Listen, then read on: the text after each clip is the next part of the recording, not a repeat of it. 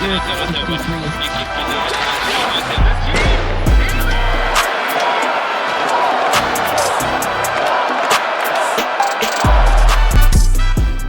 and welcome to the Hockey Inside Out Show. I'm Stu Cowan of the Gazette, and I'm joined by my regular partners here, former Canadiens teammates, 1986 Stanley Cup champs, Chris Nilan and Rick Green.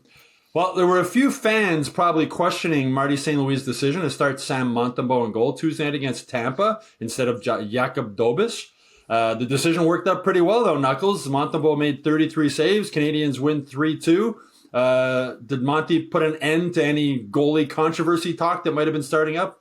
I don't think there is a controversy. I think the controversy comes from, or as they would say in England, the controversy comes from the media and outside sources. Like, listen, you know, the kid come in and he's done a great job. All right, what's he, 5-0?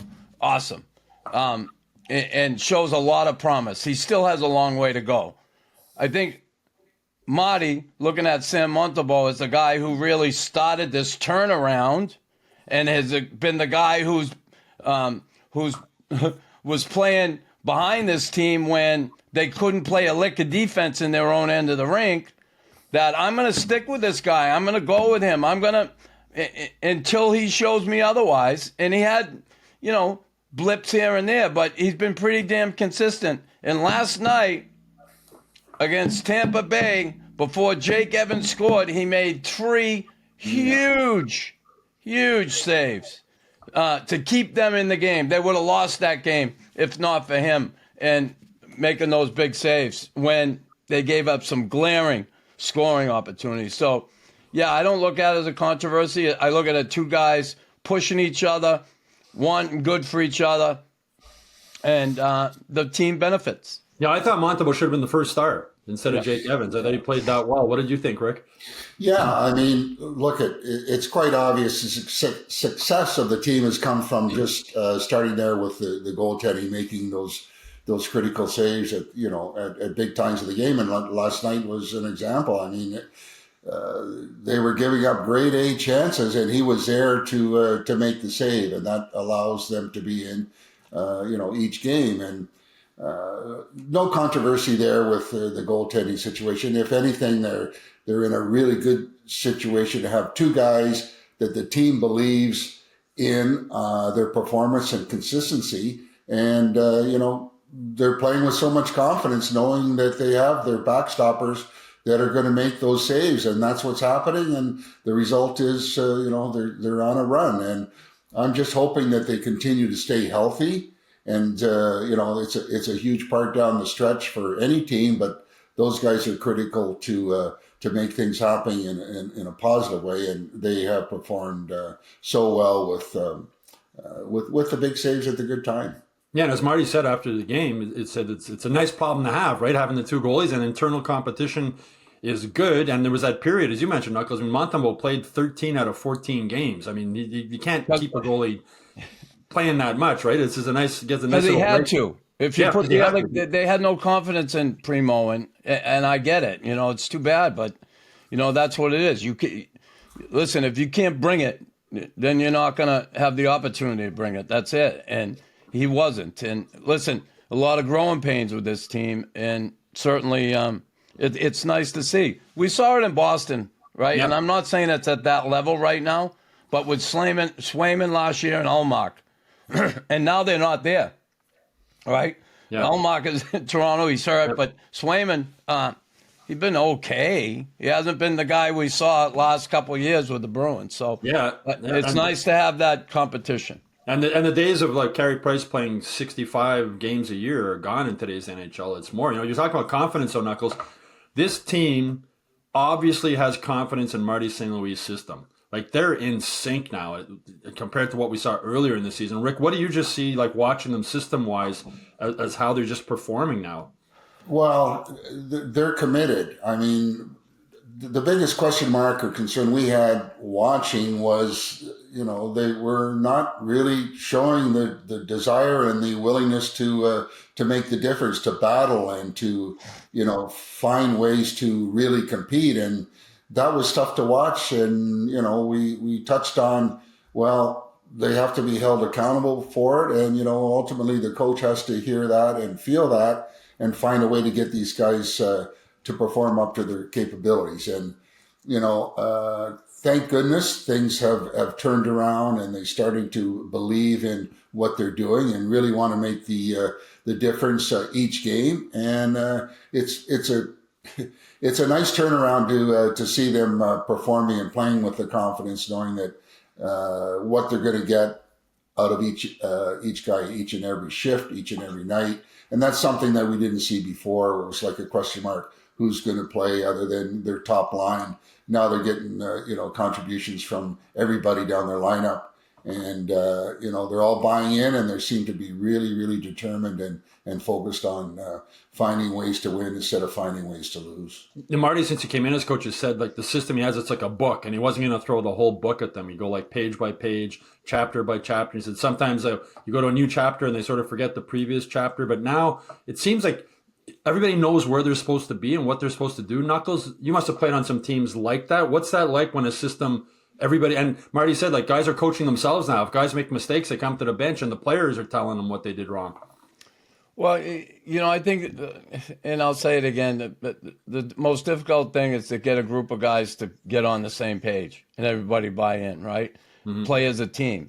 And that's taken some time here. And listen, anybody who thought this team was going to be doing what they're doing right now at the beginning of the season, the way things were going, is full of shit, okay? Mm-hmm. Because it looked just glum and not, you could tell they had no idea what they were doing their own end of the rink. I think they've gone to that real deep, tight man-on-man defensive coverage in their own end. And there's times, and we saw it last night, where they lost guys in the last 5 minutes of the game, right? A few minutes there, those 3 scoring chances I talked about. Like, you can't do that. Those are breakdowns. And listen, you're going to have them in a game, but in critical parts of the game, like there near the end when you're tied, good teams win those hockey games. Good teams and teams that know how to win. This team is learning how to win. They're having fun. They're enjoying it. But, as far as a system, again, and we talked about it from the beginning of the year, they could not play well defensively. And you can talk about the goaltending, okay, primo, but didn't matter who's in there. Carey Price was in there beginning of the season, and they were playing like that in front of him, and he was healthy, he would have retired. Yeah. He said, I can't do this. See you later. I can't do this. Yeah. Well, Marty talked after the game about they're able to win now with their B game. I mean, the first period wasn't very good against Tampa. They got things back together. And one of the things I think why the system's working, the Carrier trade stabilized the 3 defense pairings. They got 4 lines that are basically stabilized now. And the second line there, Rick, you got, Kirby Dach between Patrick Laine and Alex Newhook. They're getting some production out of that line now. What do you like from that group?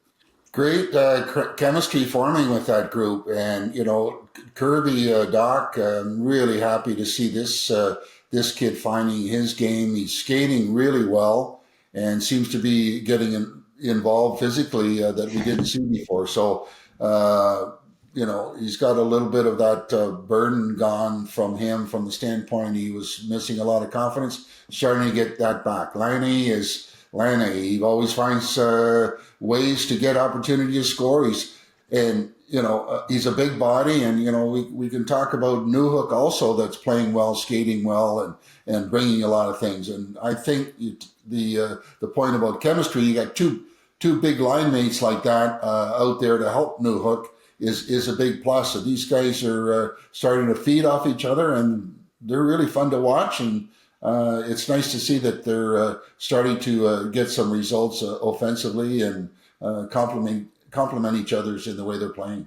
I mean, we all know about Laine's shot, but he had mentioned earlier, so I think I can do more than that. I can make passes, and his stick handling has impressed me also, and his playmaking. Knuckles, just what have you liked about him, apart from all the power play goals? Yeah, I've been listen, it took me a while to warm up to him. I know he's a power play guy.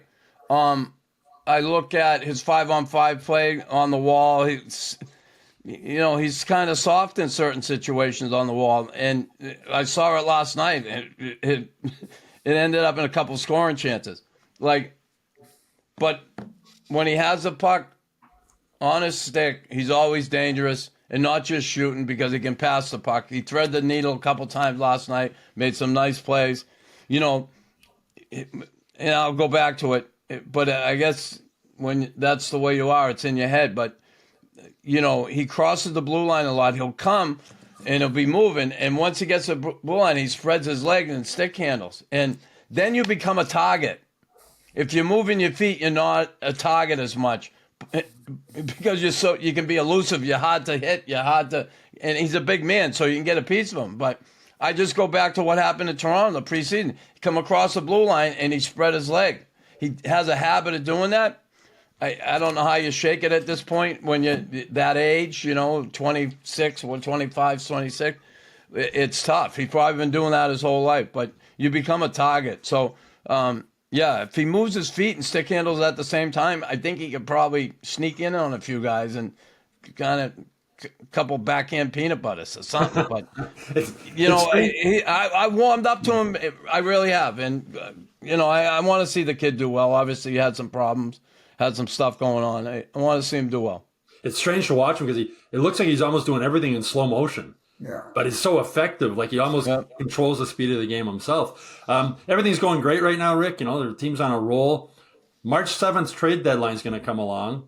And Kent Hughes is going to have some tough decisions to make, right? You got David Savard, Yoel Armia, Jake Evans, Christian Dvorak are all unrestricted free agents on July 1st.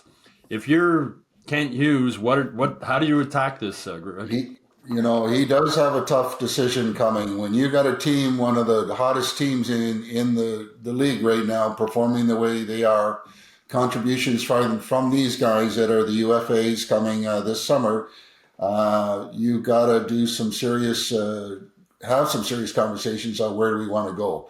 But I think ultimately it's going to be a business decision. Obviously, some of these guys maybe with an Evans, maybe he wants to test the market, maybe he doesn't. Maybe they'll get it done before.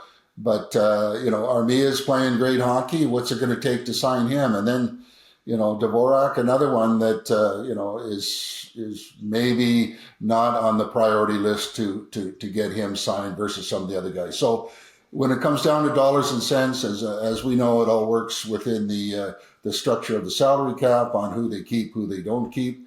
Tough decisions to be made, and it's even more difficult now that you see that these guys are performing the way they are and the success that the team is having as a group. And there's going to be some interesting times to come. But one thing they don't want to do is have these guys walk and get nothing in return. And we'll see pretty soon how the way this plays out.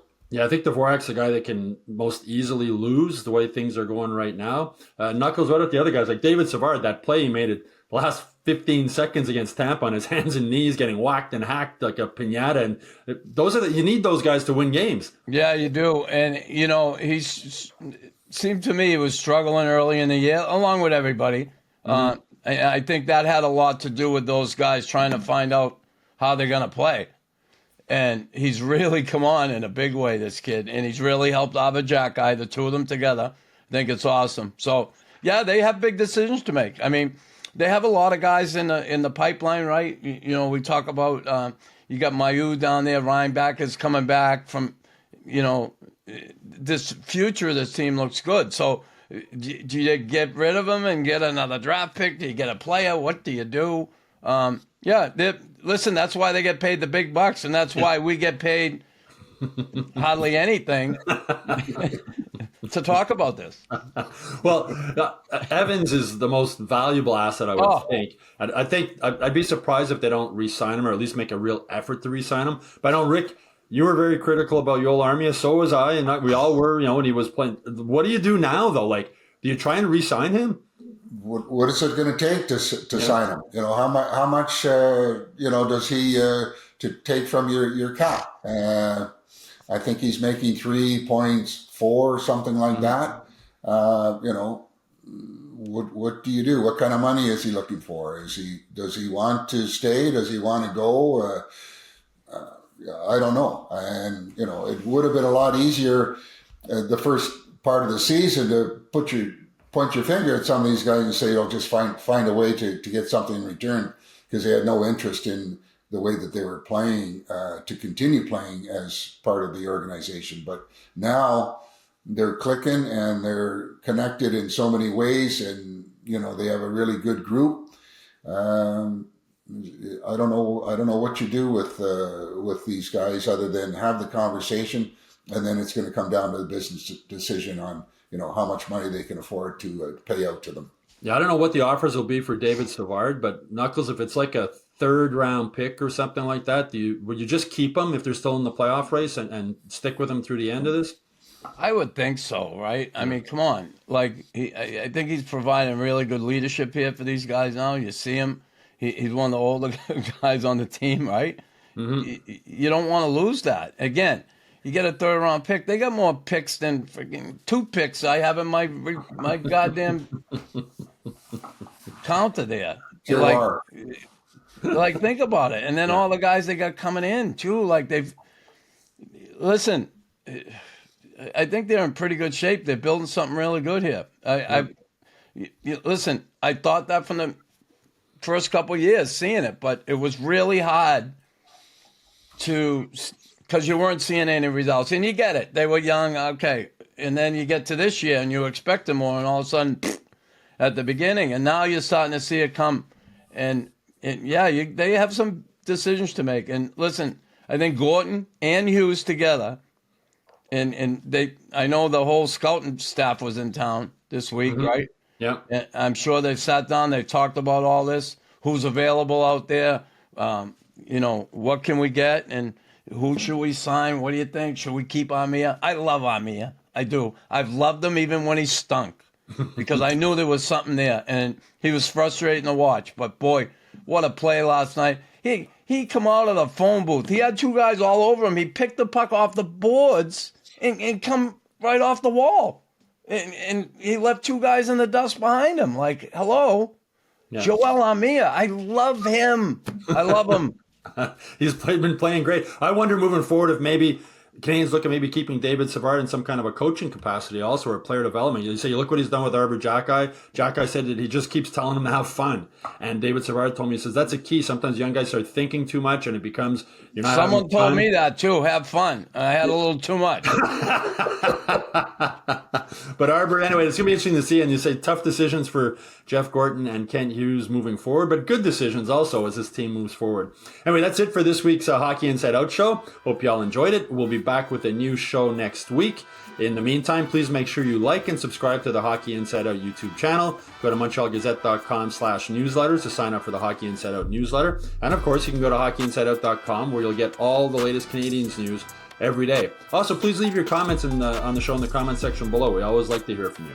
Enjoy the games this week. The Canadiens are in Detroit on Thursday to play the Red Wings, and then the New Jersey Devils are here on Saturday night. We'll talk to you again next week.